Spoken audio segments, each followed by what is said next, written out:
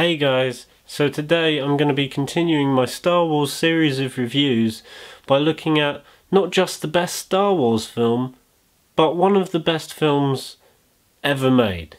The Empire Strikes Back does what a sequel should, but perfectly. It expands the characters, it expands the world that they're in, and it just makes everything bigger. Now the first thing I'm going to say right off the bat is that the name actually makes sense.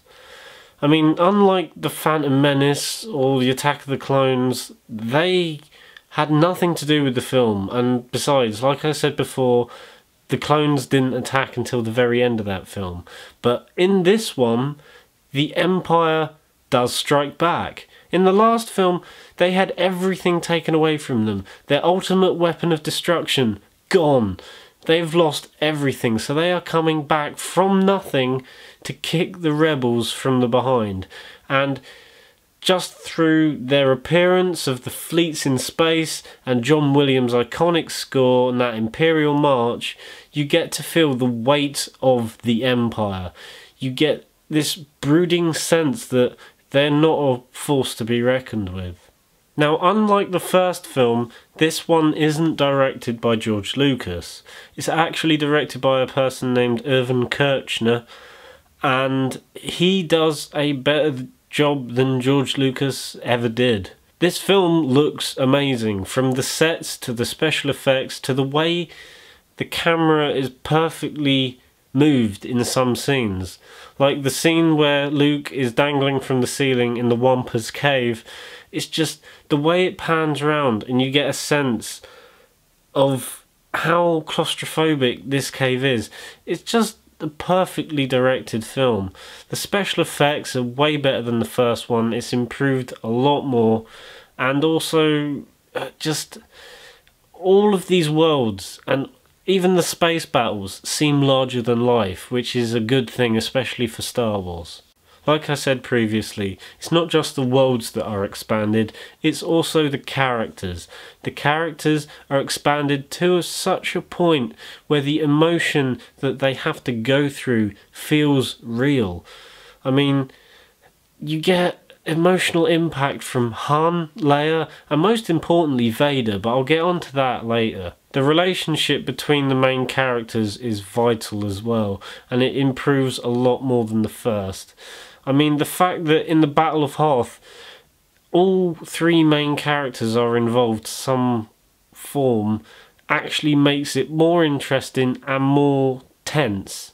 Now, like I mentioned briefly, John Williams' score is on top form here. It might even be a little better than the first film. You just get all these classic elements like Yoda's theme, like I said, the Imperial March, which is probably one of the most iconic pieces of music from Star Wars besides the actual theme tune. As well as dealing with the original characters, we're also introduced to some new ones, such as Yoda. Now, there's a reason why I prefer the original puppetry of Frank Oz to the crappy CGI version that George Lucas decided to put in.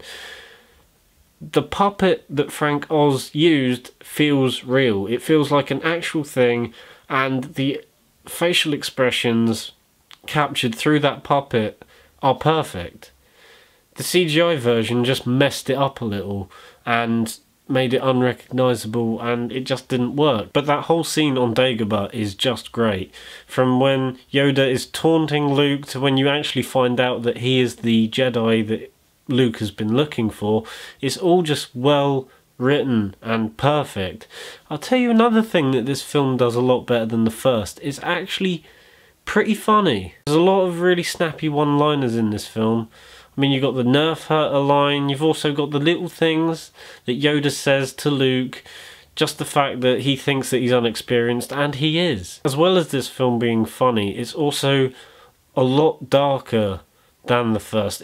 It might actually be the darkest film in the series, because I know there's the whole dark element to it, but there are just some dark imagery as well, and just some messed up shit that actually does happen when you think about it. I mean, you got Han cutting open the Tauntaun to warm Luke when he's almost dead. You've got Vader chopping off Luke's hand, and then you've got the bit towards the end where Luke willingly sacrifices his life because he doesn't want to die at the hands of Vader. Now that's one reason why I don't like the digital version, because the digital version added a scream when he fell. And when you watch the original and he doesn't scream, it makes it just more emotional. Just because you know he's sacrificing his life and he doesn't know what's down that pit. He could die. So the fact that it's just silent when he does it makes it a little bit more eerie and a lot more emotional as well. As well as the good guys, we also get a look into how Darth Vader and the Empire works. And it's also the film where we're introduced to the Emperor. We find out that Darth Vader can kill anyone. Yeah. If you make the slightest mistake, you're dead. There's probably something wrong with the logic there, and the people must know what they're signing up for, but it just also makes Darth Vader a more daunting opponent for Luke. Like I said before, this film feels a lot bigger than the first. You've got the amazing but quite brief Battle of Hoth, where every character's involved. And you've also got the meteor battle between the Millennium Falcon and the TIE Fighters, which is really, really well done and stands up even to this day. Something that this film did quite well, and a lot of films have done it since, is that not everything works properly and it makes the characters feel vulnerable. For example, the Millennium Falcon keeps breaking down. Another new character we are introduced to is Lando. The best way to describe him is that he is a player. Yeah, he's as soon as he sees Leia, he's putting on those smooth vibes, but there's something a bit off about him, and that entire sequence on Cloud City is just really, really well done. There's one thing that I've always been curious about. When Han and Leia walk into that dining room and Vader's just waiting there and the door closes, I've always been curious what they actually talk about. It must have been really weird. I mean, like, put in the comments below what you must have thought, but I've just always been a little bit curious of what actually went on. There's also the Han getting frozen in carbonite scene, and that improvised line from Harrison Ford, which is just one of the best lines ever said, which then swiftly moves on to probably the best lightsaber fight in the entire series. Unlike the prequels where it looked really choreographed, this one looks realistic. I mean, it's what people would actually fight like if they had lightsabers. You got Luke, who is untrained, yet he just wants to get the job done, and you can see the anger in his face when he just goes full pelt at Vader with the lightsaber. And it's just unpredictable. You don't know where it's going to go, what it's going to happen, and the way it's shot with all these really cleverly built sets is just perfect. Another thing that this film does really well is raise more questions than answers them. You get the ghost of Obi-Wan mentioning to Yoda that there is someone else out there other than Luke, and you also get things like quite small things where they mention towards the end, we'll rendezvous on Tatooine. We don't know where that's going to go, but it's just all intriguing and it keeps you wanting more by the time it's finished. But The Empire Strikes Back is phenomenal. It's one of the best films ever made, and it's probably my favourite film in the Star Wars series. It improves everything that the first one did. The special effects are a lot better. Everything is expanded on to the point where you just don't know what's going to happen next.